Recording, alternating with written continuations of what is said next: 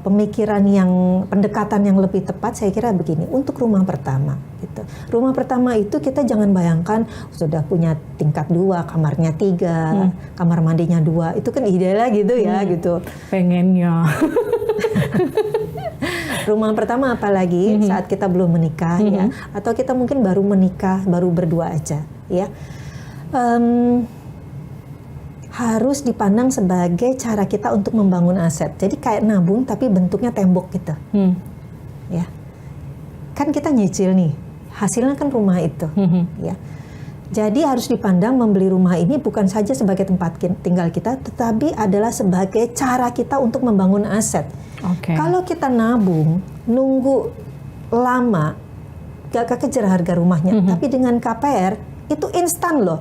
Kita langsung punya aset senilai 500 juta.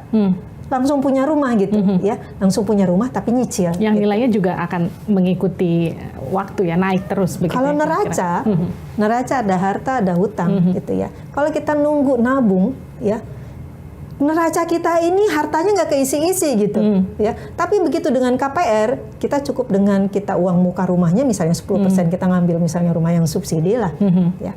30 juta atau 40 juta gitu masih kejangkau sama kita ya. Terus begitu kita ngambil KPR-nya ya, langsung di neraca kita itu langsung ada kita punya harta rumah 500 juta gitu ya.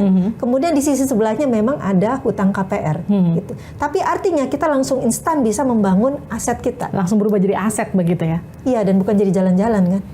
Yang nggak bisa dimasukin ke neraca tadi.